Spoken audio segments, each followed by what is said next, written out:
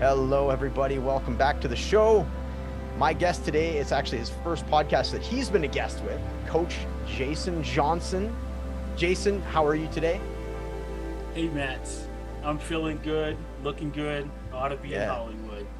I love that. Oh, you got that intro ready. I love that, man. That was good. Hey, really good to see you, to have you on. We just connected through Instagram, and you actually helped me out with some market research that I was doing, and I really liked your story. I really appreciate the work that you're doing. So I was like, hey, like, we should definitely do a podcast together.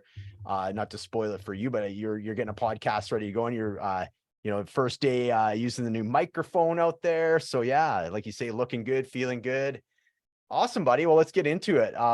Let's before we do, I want to obviously have your origin story, because you do have a very inspiring story and just how you got into coaching. But how would you describe your coaching? Like, who are you looking for these days? Just explain a little bit about like your coaching and the programs and different things that you're running right now, please. All right. So, my coaching program, which is called the Busy to Built Blueprint Mastermind. And so, I work with mostly males, but also females who feel that they would be served best in a type of container like this. So, middle age, busy professionals, entrepreneurs, and business owners who are looking to transform both on the inside and the outside as well. So we run them through a 12-week program in a group container.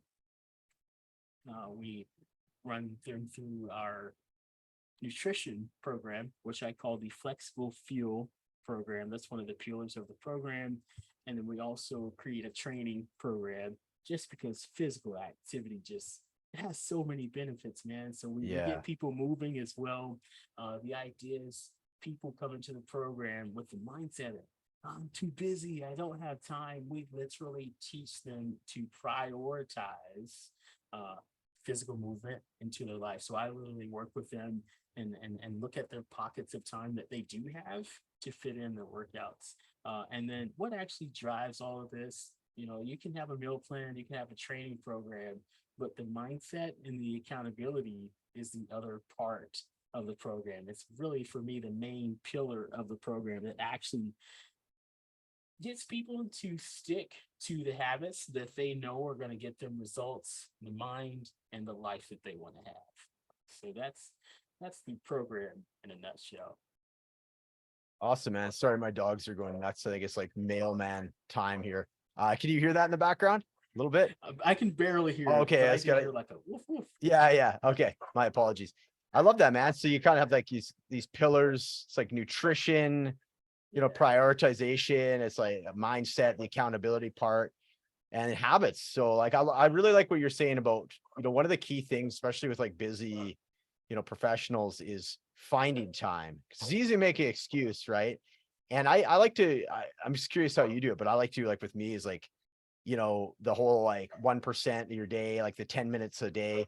Anybody can find 5 or 10 minutes a day to do some prioritizing that exercise that you talked about. How do you encourage the people that you work with to find that time? Like, is it on their lunch break? Like, what little small pockets of time are you helping people find to help prioritize that exercise component? It depends on the individual because the program it has the pillars, but it's customized and tailored for each specific person, right? For their lifestyle, the time that they do have. So one of the things that we do in the program, it's what's called a time audit. We run through how they run their day, their schedule from the time they wake up until the moment they hit the sack, until they go to bed. So some people, yes, do find that time on their lunch break. And it's a matter of prioritizing your time. So sometimes people don't necessarily, um, how can I say it? They don't take control, right? And say, you know what, my lunchtime is going to be dedicated to X, Y, Z. They just kind of let things happen. Well, I'm going to see what happens on lunch and maybe I'll get it done. And that's not necessarily taking control of your health and your life. So I literally work with them on how to tell your boss, say, hey, boss, or your teammates, I will be unavailable for this pocket of time. Please do not expect to hear from me. right? It's all Yeah. about the communication as well. Yes. Sometimes, like you just mentioned, maybe it's getting in 15 minutes in the morning and then hitting another 15 minutes at night, right? Understanding that, yeah, you have a family, a lot of them are juggling jobs or responsibilities or roles at companies as well. And we understand that sometimes you're expected to be on call, but we Mm. get them to the point to where they prioritize what's most important for them and to realize that time is really the only one valuable thing that you have, right? And if we just let time keep passing because we can't find the time, then they just realize that, oh man, I'm 40 now, I'm 50, 60, 70. I wish I would have done whatever it was. And so we Yeah. get them to start prioritizing, number one, to lose the all or nothing mindset. And there's a lot of, Yeah. I came in that way. If it's not, 3 hours in the gym, and I just won't even give it a try. So Totally. we get them to look at, does it have to fit like the certain mold that you have? Like, does that really serve you? Is that really in Yeah. your best interest? Or can you change your lifestyle and start fitting in movement and physical activity where you can fit it in? Yeah, 100%. There's so many people that, yeah, you're right, that has like that all or nothing mindset. It's got to be, and then you wonder why you get burned out on that, right? Like for me, if I went to the gym 7 days, I'm not gonna do, that's what the New Year's resolution. I'm gonna do 7 days a week, right? And 3 days in, you're like all sore, and yeah, it's really about finding like those small pockets. And there's so much research on, even 10 minutes of exercise, especially with all these people that, like myself included, sitting behind the computer a lot more than uh, perhaps I care to, and just realizing that I want to compensate for that at some point during the day, in 5 or 10 minutes of stretching, I feel so much better. And that doesn't mean I have to have a 75-minute hot yoga class every day. Just 5 or 10 minutes of stretching makes such a big difference, doesn't it? Yeah, it really, really does. Matt, a lot of clients come into the program also with anxiety and they don't even realize it. Like they haven't given it a name to it. And I don't diagnose them either, but they Sure. tell me, hey, I'm experiencing anxiety. And it's understandable because when you have all these responsibilities, you have all these roles, yet you have this version of yourself right in front of you, and you know that you can step into it. And so then they're trying to find a solution, right, for this, and that's generating even more anxiety for them. So I work with individuals, right, to put into play right away some stress manage techniques, some meditation, Mm. mindfulness to get them centered and focused so that they can actually be the one making decisions and making choices in their life rather than just letting everything just happen to them. Yeah, I love it. Yeah, it's such a complete package. I love how you have sort of like, I saw what sort of one of the buzzwords right now, the holistic approach, right? So you have the mindset. It isn't quote unquote just physical activity. Like you got the nutrition. It's like the whole package, isn't it? So I really like how you do that. I want to get into how you got into coaching in the first place. So let's rewind the clocks a bit, as far back as you want to go. A little, I want to learn more about you, about Jason, like what, perhaps what your childhood was like, teenage years. What got you into wanting to do coaching and make this difference that you're currently making? I definitely give credit to being in recovery. Yeah, addiction recovery is where I first started to notice that I was taking on that role, specifically working with other addicts and alcoholics in recovery. I just, number one, the principle was instilled in me to look for ways. Doesn't matter. It could be something small as holding the door open for people to help them and to be of service. So that's where I started to take on the role. I think there's many different roles that could also be called a coach, probably a counselor. I think we all do some type of like advising people or people coming to us wanting, Totally. hey, what do I do about this? So Yeah. I think the role of coach, I think I took it on before I even realized it. People were, hey, I want some advice about this. I want some advice about that. And after I had, I would say probably a good 6 months into addiction recovery, um, as I said, it was instilled to me by a very, very good friend of mine to start being of service. And it actually was kind of addictive. I liked the way that it felt to just turn off my agenda, right, Mm, and completely focus on being of service and helping out other people. It was actually a way to escape from some of my things that I had sure. going on, some of the problems in my Yeah. head, and just really focus on what I can do to help other people. And that helped me out a lot. When I came back from helping other people, not that I stopped, but like when I took a moment for myself, it's like, oh, I actually forgot about my problems. Yeah, well, do I have a problem? Interesting. Yeah, that's so cool. And what was your like let's say if you are comfortable diving into some of your recovery story, what was it like specifically? What was it for yourself? Drugs or alcohol, both? Like how long have you been sober? That sort of thing. Cause I know that's fascinates people, especially the people that are in recovery or sober curious. Your recovery story, I'm sure, can inspire some people. So if you're comfortable telling us, I'd love to hear it. Yeah, I'm definitely comfortable sharing the message of long-term recovery is definitely possible. So I always say that I am an individual in long-term recovery. And what that means for me is October the 25th, 2023, I will celebrate 13 years clean and sober. Hell yeah. Congrats, man. Yeah, man. I'm definitely a miracle recovery baby. I still feel like a baby sometimes just because I feel like, there's still so much for me to learn, Yeah. but it's an amazing journey. So to answer your question is I used many different kinds of substances, drugs, alcohol, but I also was more of I think it would be called a process as well. I was addicted to different processes as well. So it wasn't just like, oh, I was, using some type of a drug or drinking booze. There were other things involved, right? That I was so addicted to being loved, being given attention. All of that was present in my life from a very early age. So I took my first drink, Matt. I remember, I believe that first drink happened at 9. But what I definitely remember is when I was 12, I got drunk for the first time. Gotcha. And Matt, I knew I was going to do it again. I knew I Mm, was coming back for more, man. It just mm-hmm, felt mm-hmm, so darn good. I know I'm coming back for more. I'll figure out a way to mm-hmm. get more of that. And so that's really what, now that I look back, that's what kind of was the start of my addiction. That feeling of just being completely at peace, being completely at ease, not a worry, not a care, not a concern in the world, period. Yeah. And obviously at 12 years old, there was no way I could really get my hands on alcohol, but I would sneak it in when I could. My parents didn't know. Hi, mom and dad. Yeah. But I was sneaking it in here and there. And when I could, I would go with the friends that I know could get it for me.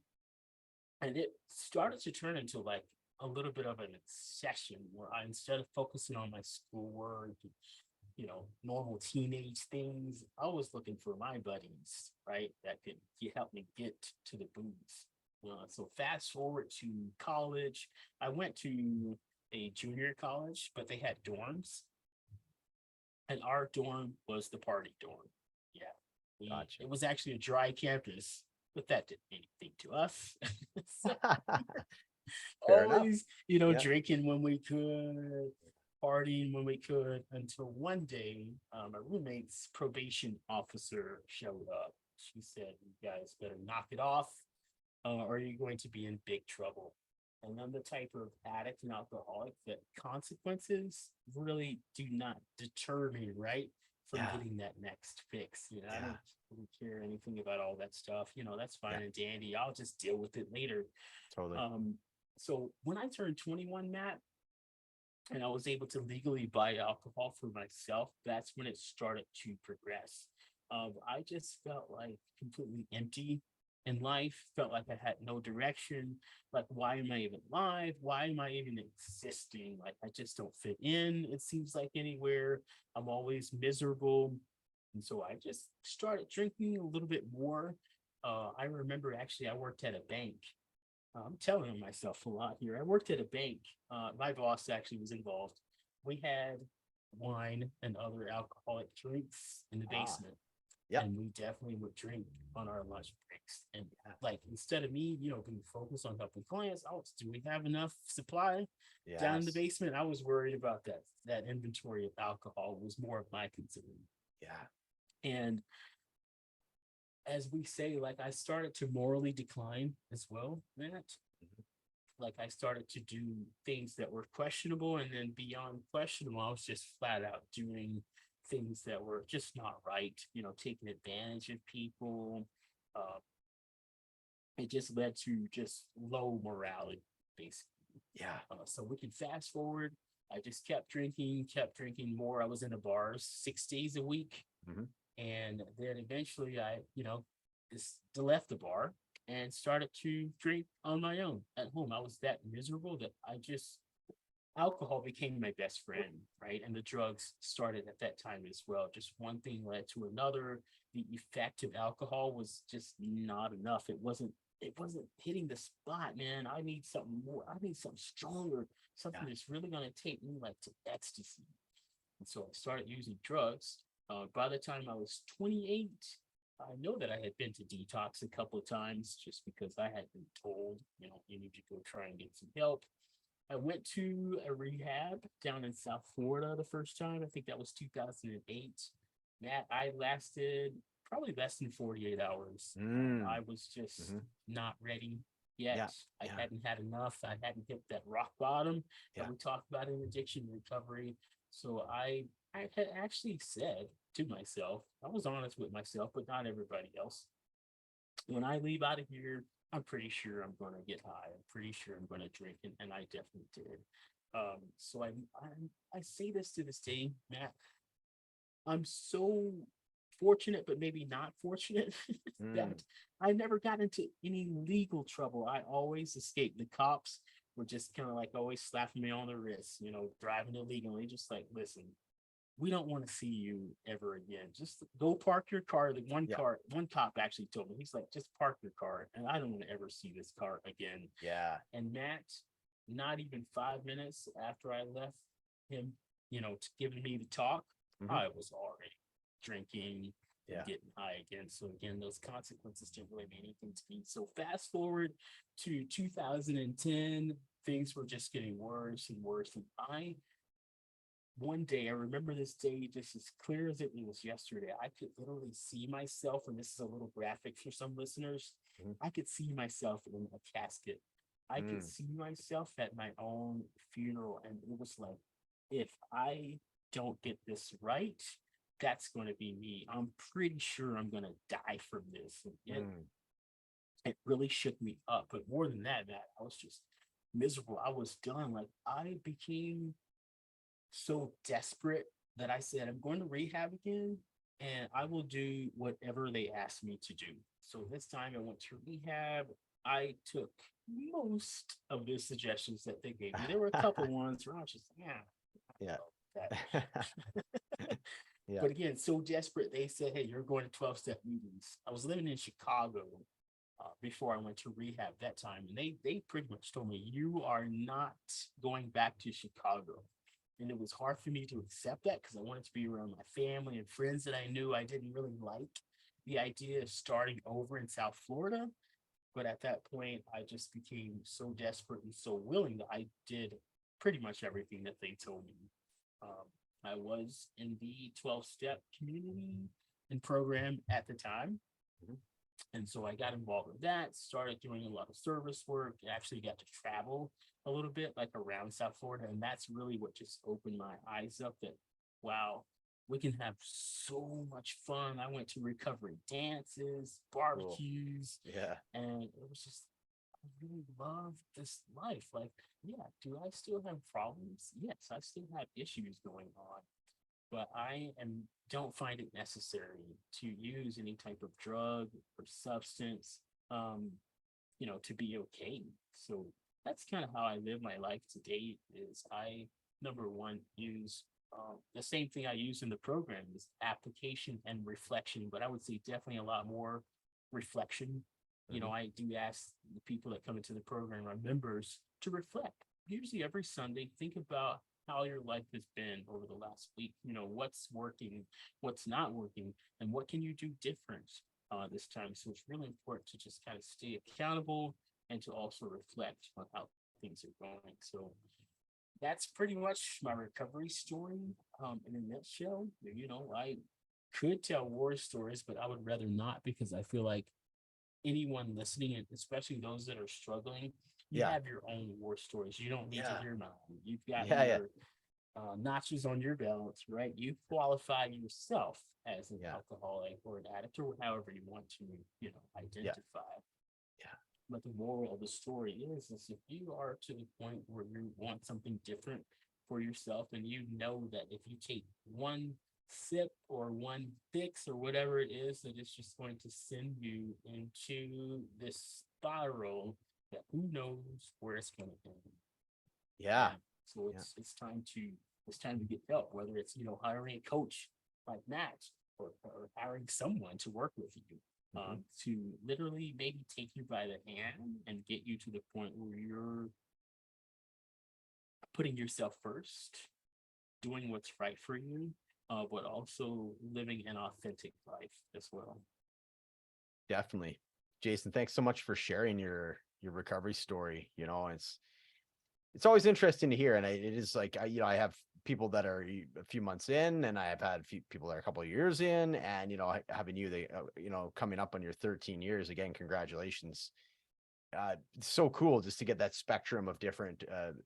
I find that there's so many like similarities, in like broad strokes, and then of course very nuanced depending on the person's personality and just life and upbringing and such too. So it's always so thank you for sharing yours. Where along the line in that, I imagine in that 13 years, the past 13 years, did you really get your eye on, you mentioned it a little bit before you got into the recovery story, you've always felt like you've been a coach of some fashion throughout a lot of different times in your life.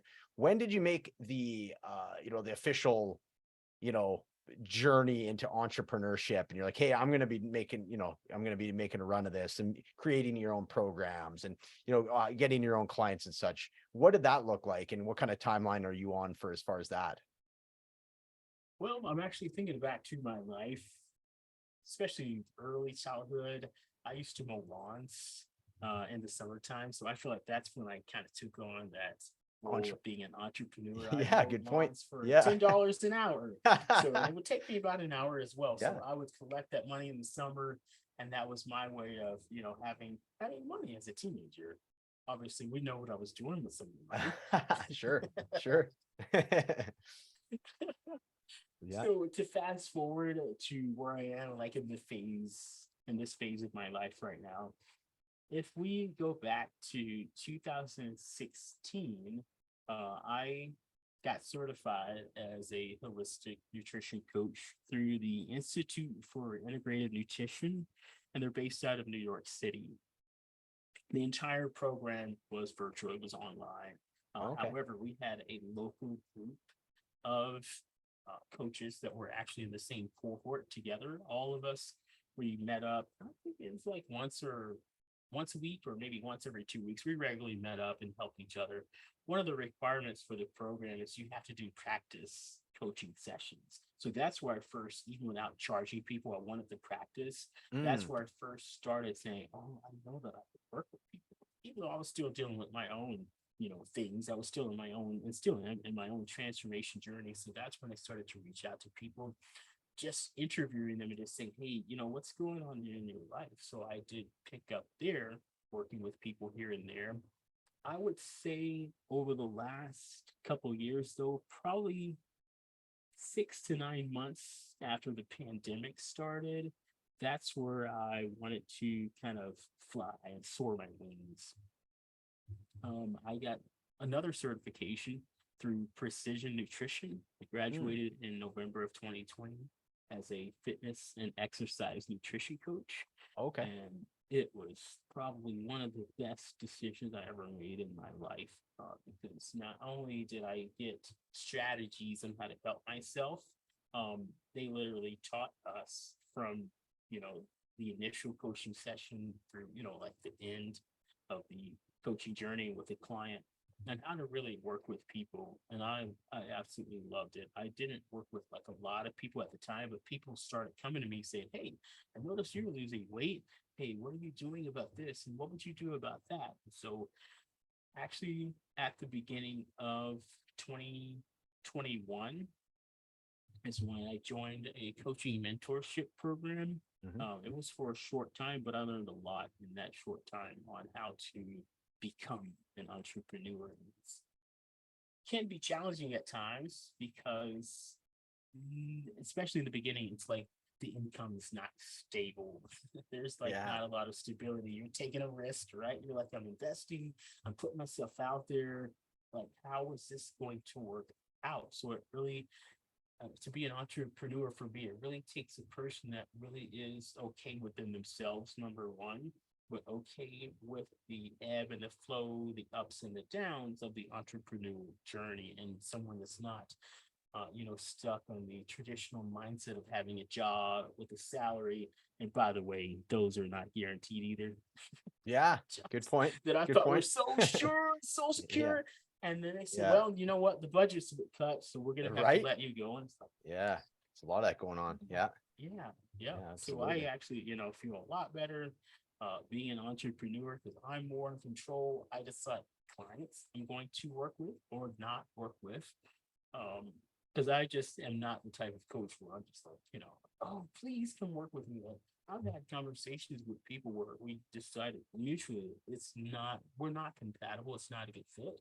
But I Yeah. do help them find someone, where they are a fit. Because the kind of program that I have, Matt, it's for a specific kind of person. If a person is truly not ready to be coached, then it's just not going to be a pretty journey. So I refuse to work with them. It's not the easiest conversation to have, but Yeah. it's an important conversation to have. Absolutely. Yeah, yeah, for sure. I think we know too, like both you and I, as far as the recovery aspect of it, I had to be ready to change. I had my doctor telling me I was going to drink myself to death.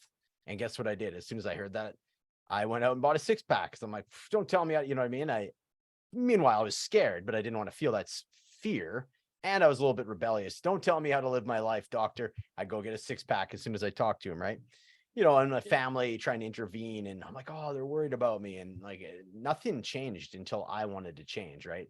So same thing with coaching. If somebody's coming to me or you, expecting that we're going to make the changes for them. I mean, we're guides essentially, right? I view myself as a guide. I reflect back to you, the things that might be in your blind spot or that sort of thing. So yeah, you're completely right on that. But yeah, I want to give you a chance. It was time recording. We're at the beginning of August here, but I know coming up in September, you have a couple of really cool challenges and offerings. So I wanted to give you the opportunity to promote those a bit as we wind down the podcast here, Jason.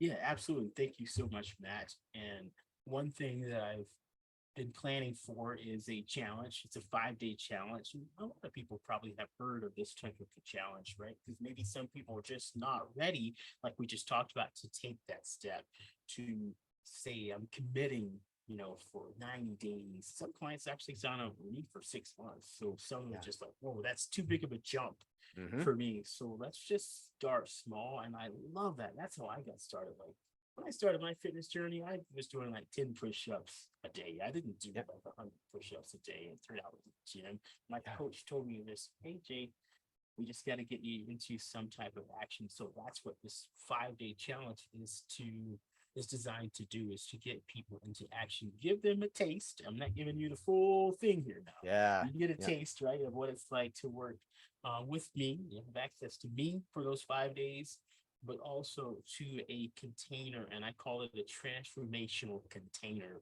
where you're with other people. They're holding you accountable. You're being accountable with what you're putting in your body. You're being accountable with how you're moving your body with your activity. And you're being accountable also with your mentality. This container is where people get to be vulnerable. One thing that I do, like I said, with my reflections, I have a small circle of friends where I go to and say, hey, bro, you know what? I'm struggling this week. And here's what's real for me. I feel like crap today. And that's exactly what this container is, right? You can um complain. I was gonna use another word. Yeah. Yeah. Yeah. You can complain and get everything off your chest, but then at some point you got to get off of it. See, I Right. think that's what happens with a lot of people. They don't want to get off of it, right? So Hmm. we help you get off of it too, because getting off of it is not going to help us in the long run. Let's get it out, get off of it, and okay, so what now? Now what? So that's what this container is all about, and it's 5 days. It seems like 5 days is such a short amount of time. I've done this challenge myself before, and that 5 days can be the most powerful 5 days of someone's life. Very cool. Very Yeah. cool. So that's coming up in September, beginning of September. You figure you're gonna be launching that? Okay. Yeah. Awesome, man. I Right really love around that. Labor Day. Oh, perfect. Good time. I think Yeah. that's for me. I've always traditionally looked at September as like a new year because, like, remember that's like back to school. You know what I mean? I knew New Year's technically is January 1st, but for me, like, there's something new about September, right? Like, the end of Yeah. summer. People want to get back into good habits after kind of letting their hair out, in all summer long. They get off their habits, maybe overindulging, too much of barbecue, too much alcohol, too much sun. So they want to tighten that type of stuff up. So I think it's a really good opportunity for folks to do exactly that. And like you say, I love the whole atomic habits idea of like 1%, 10 minutes a day, just those little, like you said, 10 push-ups a day, small starting points, so you don't get discouraged and you can be consistent with it, and then you just sort of grow and expand from there. So I really like the idea a lot.